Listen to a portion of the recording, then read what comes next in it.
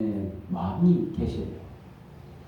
그래서 정말 저번 주에 말씀에도 그랬듯이 우리들이 나라를 나라 했을 때는 이 상권이라든가 뭔가 이게 구조적인 그런 시스템이 있어야 돼요. 그래서 나라라고 하지. 뭐 예를 들어서 백성만 있거나 이게 나라가 아니잖아요. 그렇다든지 뭐 왕만 있고 백성은 하나도 없고 뭐 이게 나라로 형성될 수가 없죠. 뭐 또 이 땅도 있어야 됩니다. 나라라고 하면 이 국권도 있어야 돼요. 여러 가지 그 조건이 필요해요.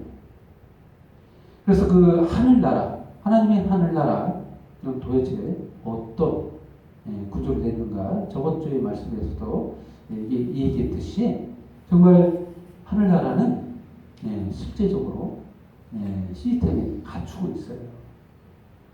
오늘 하나님의 나라가 있는데 하나님이 꿈꾸시는 나라가 있는데 세상 나라를 왜 하나님이 관두시는가?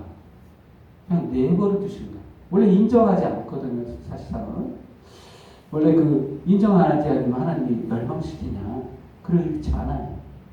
사실상 세상 나라는 하나님의 나라를 어느 정도 드러내는 역할을 하고 있다라고 볼 수 있어요. 또 사실 세상에 있는 많은 구조들이 사실상 하나님의 나라를 하나님의 꿈과 계획들을 보여주고 있는 모습들이 조금 있어요. 그냥 있는 게 아닙니다. 아무 필요가 없어서 존재케 하시지 않나요? 뭔가 이유가 있기 때문에 하나님이 설명하기 위해서 존재케 하시는 것들이 굉장히 많아요. 그 중에 세상 나라도 마찬가지. 세상 나라를 하나님이 끝에는 어떻게 하시냐? 사실 영원한 나라가 없어요. 세상 나라 끝이 있어요. 그러나 하나님의 나라는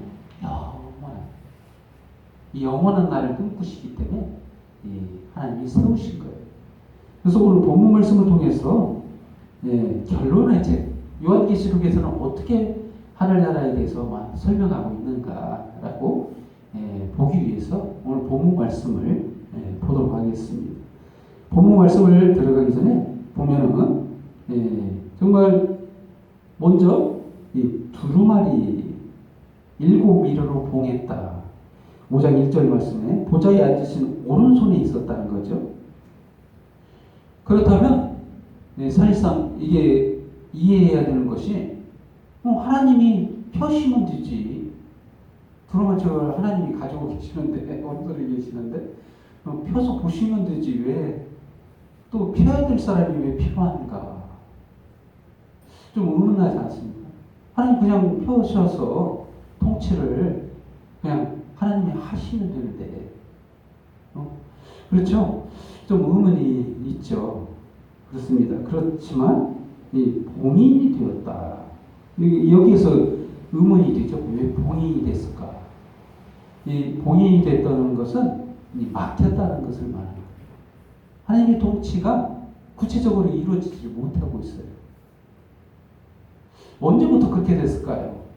이 통치가 하나님의 통치가 제대로 이루어지지 못하는 것은 아담 이후에 아담 이후에 이 통치권이 아담 전에는 통치권이 누구에게 있었는가? 라는 이걸 알아야 되겠죠.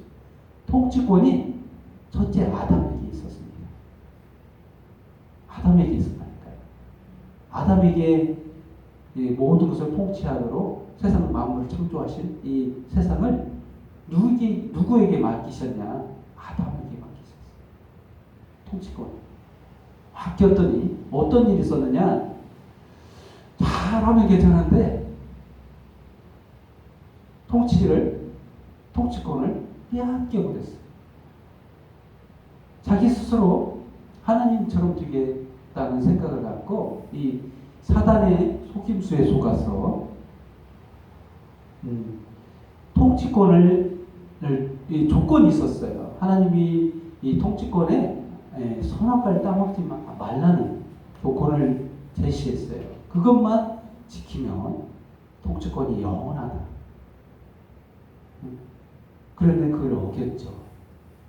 그 순간 이 통치권을 잃어버린 거예요. 그래서 이 두루마리가 있어도 통치의 근거가 없어요. 하나님 통치할 수 있는 권한이 없어졌어요. 사실상 통치할 자가 없는 거예요. 그래서 합당한 이 두루마리를 펴며 그 인을 떼기 합당한 자가 있느냐. 너무 어렵죠? 계시록이 사실상 왜 어렵냐. 이게 문자적으로 해석할 수 없기 때문에 그래요. 문자적으로 이렇게 그냥 읽으면 그냥 다 오해할 수 있는 책들이에요. 계시록은 무섭잖아요. 읽을 때 우리 선입견이 그렇잖아요. 그러나 무섭지 않습니다. 또 어떻게 보면 또 쉬워요. 원리만 알고. 우리들에 대해서 구원이 목적이지 멸망 목적이 아니에요. 그리고 결론을 내리기는 책이에요. 그걸 알면 쉬워요. 그리고 이게 문학적인 수사 구조로 되어 있기 때문에 숨겨져 있어요. 그래서 대표적으로 7 하면 숫자 7이기보다는 의미가 더 중요한 거예요. 이 7이라는 숫자는 완벽한 숫자예요.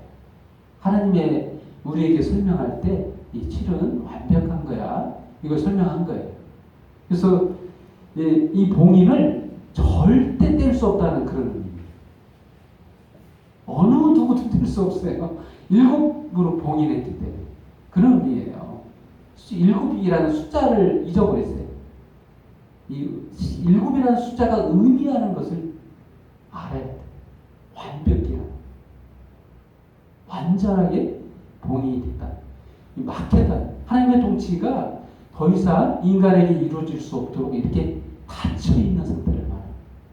그래서 필요하죠. 이 인을 빨리 떼야 되는 상황이잖아요. 하나님의 통치가 제대로 이루어져야 될 상황이잖아요. 근데 이게 막혀있다. 그래서 요한이 이렇게 뗄 수 없고 펼 수 없고 볼 수 없는 자가 이렇게 되는 상황을 보고 사도 요한이 울잖아요. 어떻게 이렇게 됐습니까, 하나님? 이게 성령의 감동으로 사도 요한을 감동시키고 통곡하게 하신 거예요. 도대체 왜 이렇게 됐는가?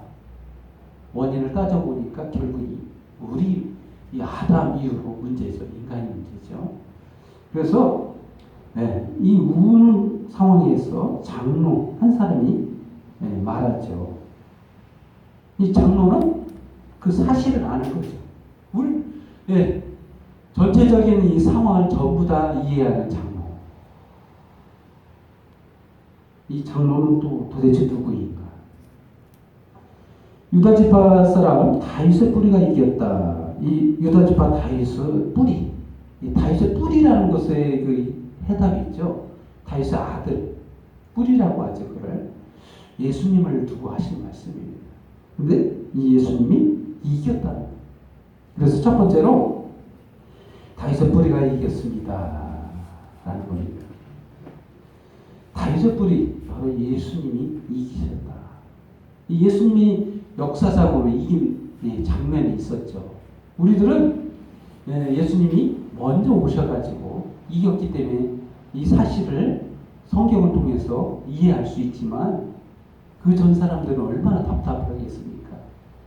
그래서 예수님께서 십자가상에서 우리를 대신해서 우리들의 모든 죄를 대신해서 짊어지시고 죽어주심으로써 이때 세상 사람들은 그렇게 봤죠. 저거 미치광이 한 사람이 죽었구나. 정말 별반 아무것도 아닌 사람이구나. 이 사람일 뿐이구나. 이렇게 평가를 내렸잖아요. 그렇지만 그분이 거기서 끝났나요? 아니잖아요. 3일 만에 부활하사 하나님이심을 보여주셨잖아요. 그리고 모든 죄값을 지불하시고 살아나셨잖아요. 그 증명한 거예요. 그래서 만왕의 왕이심을 나타내는 거예요. 이게 이김이에요. 다윗의 뿌리가 이겼다는 거예요. 그래서 일곱 인을 떼시리라. 일곱 인을 뗀다는 것은 이제 구체적으로 왕의 통치가 시작된다. 이 두루마리에 뭐가 기록됐을까요? 사람들의 행위가 기록되어 있어요. 하나님의 그 통치권 아래에 있는 모든 만물들의 기록들이 있어요. 그래서 이렇게 판단을 내리는 거예요. 그러면 우리들은 막상 선입견이 그렇지 않습니다. 나 잘못한 게 너무 많은데 나도 지옥 가는 거구나 결국은. 이렇게 생각하기 쉬운데 그렇지 않습니다. 조금 전에 말했잖아요. 이기셨다. 누구를 위해서 이기셨는가? 이 믿는 자들을 위해서 이기신 거예요. 한 사람들만, 한 사람의 부류들만 이겨요. 예수 믿는 사람들. 예수 믿는 사람들만 이겨요. 예수님의 공로로 이긴다. 아멘. 그렇습니다. 그래서 그 아까 장로, 이 장로들, 24장로라는 표현이 나와 있죠. 24장로. 그 장로가 도대체 누구인가? 사실상 이 장로들은 24가 도대체 누군가를 알아야 되겠죠. 12 곱하기 2예요. 12 더하기 12. 그래서 이 12는 바로 12지파. 그리고 12 사도를 통해서 신약과 구약을 아우르는 예수 믿는 모든 백성들을 의미해요. 이 장로들은 금면류관을 쓰고 있었습니다. 이 장로들이 뭘 잘했길래 금면류관을 썼을까요? 바로 딱 한 가지, 바로 예수 믿었다는 그 공로를 통해서 왕 같은 제사장이 되었기 때문에 왕관을 쓴 거예요. 관을 썼다는 것은 그 사람의 어떤 주의냐를 나타내는 24장로가 금면류관을 누구에게 돌리냐? 하나님 앞에 관을 돌려요. 어린 양과 하나님 앞에 관을 돌려요. 나는 아무것도 없는데 어떻게 내가 관을 쓸 수 있는 그런 자격이 됩니까? 알고 봤더니 예수님 때문에 관을 쓰게 됐다. 합당하지 않습니다. 그래서 영광을 하나님께 돌리는 거예요. 계시록에 나와 있어요. 계시록 4장을 읽어보면 10절 말씀 이렇게 나와 있잖아요. 24장로들이 보좌에 앉으시니 앞에 엎드려 세세토록 살아계시는 이에게 경배하고 자기의 관을 보좌 앞에 들이며 이르되 라고 말하고 있죠. 우리가 계속해서 예배 드릴 때 36장 찬양할 때도 이 관을 벗어드리죠. 거기에서 이 계시록의 이 말씀에서 근거에서 찬양이 나온 거예요. 그렇습니다. 이 저와 여러분을 창조하신 하나님의 의미는 분명해요. 왕으로 세우셔서 통치권을 주시려고 만드셨어요. 우리들은 생각하잖아요. 쉽게 생각하는데 하나님 우리를 종으로 삼아서 부려먹으려고 생각하는 거 아닌가라는 의심들을 종종 하죠. 많이들 합니다. 그냥 의심하지 마세요. 그러나 이 성경 말씀을 잘 들여다보면 하나님의 뜻은 거기에 있지 않고 멸망에 있지 않고 저주에 있지 않고 왕으로 삼으셔서 통치권을 주려 하는 마음. 처음부터 끝까지 그 마음이었어요. 그래서 결국에는 이 왕권을 다시 회복시키는 이 계시록의 말씀이 기록되어 있어요. 10절 말씀에 이렇게 되어 있잖아요. 그들로 우리 하나님 앞에서 나라와 제사장들을 삼으셨으니 그들이 땅에서 왕노릇 하리로다. 이 그들 10절 말씀에 그들은 도대체 누구일까요? 바로 예수 믿는 사람들을 말합니다. 24장. 장로라는 표현 없어요. 정말 이 24장로들이 봉이를 떼는 것을 보고 그렇게 말해요. 새 노래를 부르잖아요. 그들이 새 노래를, 9절 말씀, 그들이 새 노래를 불러 이르되 두루마리를 가지시고 그 인봉을 떼기 합당하시도다. 그렇습니다. 예수님이 통치하는 게 맞습니다. 라는 표현. 이제부터 통치권은 예수님께 있습니다. 라고 말, 합당합니다. 라고 말하고 있어요. 그래서 두 번째, 피로사다. 9절 말씀, 피로사다. 9절 말씀 그 끝부분에 이렇게 나와 있죠. 중간부터 일찍이 죽임을 당하사 각 족속과 방언과 백성과 나라 가운데서 사람들을 피로 사서 하나님께 드리시고 그들로 우리 하나님 앞에서 나라와 제사장들을 삼으셨으니 그들이 땅에서 왕노하리로다. 분명하잖아요. 피로 산 백성들.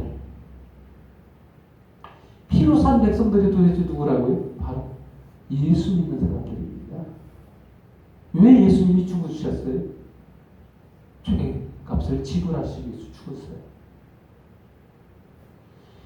지불을 받은 자들, 죄사함을 받은 자들, 바로 예수 믿고 구원받은 자들이 말하는 거예요.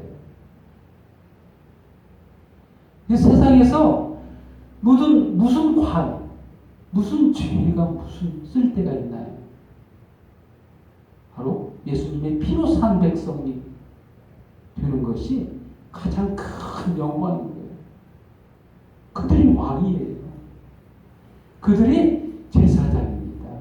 예수님과 함께 누릴 천국의 통치자들이에요. 우리가 무엇을 보고 살아야 될까요? 바로 이것을 보고 살아야죠. 바로 예수 믿고 구원받는 것. 바로 그것이 우리들의 소망 아닙니까?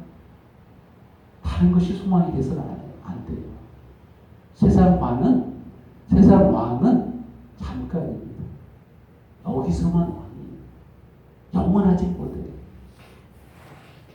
이 세상의 영광, 이 세상의 지위들은 안개처럼 사라지는 것이라는 거죠. 소멸되는 것이다. 영원하지 않습니다. 우리가 영원한 것을 붙잡아야죠.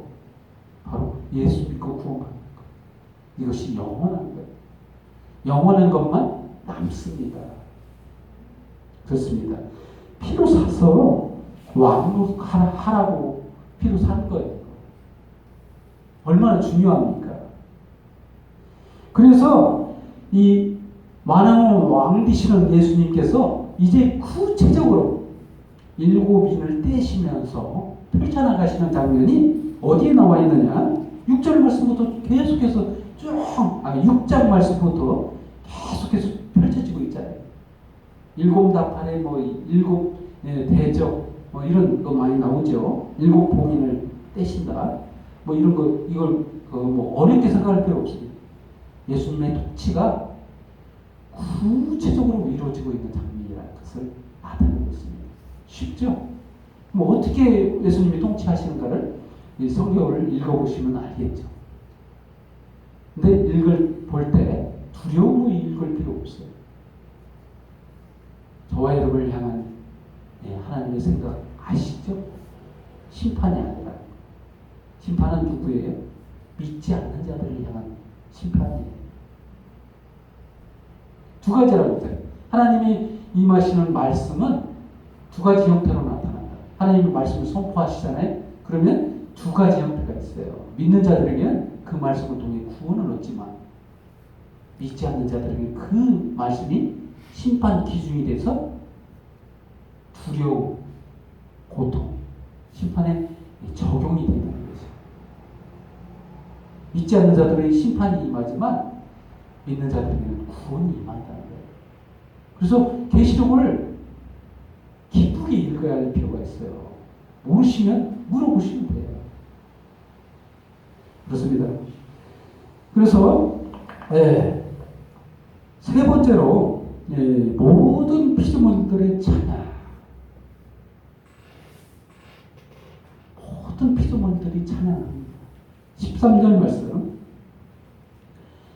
내가 또 들으니 하늘 위에와 땅 위에와 땅 아래와 바다 위에와 또 그 가운데 모든 피조물을 이르되 보좌에 앉으신 이와 어린 양에게 찬송과 존귀와 영광과 권능을 세세토록 돌릴지어다 하니 세상 만물 모두 다 찬양합니다. 근데 이들만 찬양하느냐? 내 생물도 찬양하고 장로도 찬양하고 이 내생물에 대해서는 스랍들이라고 표현을 쓰죠. 천사. 섬김을 하도록 존재로서 만들어진 천사라고 볼 수 있어요. 그래서 우리 눈에는 육신의 눈으로 볼 수 없는 존재들이죠. 천사. 이 섬김의 대상이 누구냐?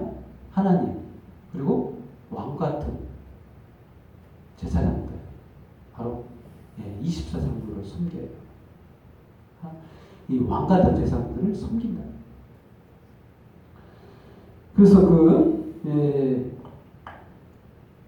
누구를 향한 경배냐, 찬양이냐? 바로 보좌에 앉으신 이와 어린 양에게 이 찬양과 경배, 영광을 돌리는 장면이 나오죠. 이게 결말이에요. 이게 완전한 결말이에요. 이 천국이 제대로 이제 진행되어져 가고 있죠. 통치하고 있다. 그래서 지금도 천국이라고 볼 수 있어요. 지금도 예수님께서 보좌 우편에 서셔서 통치하고 있습니다.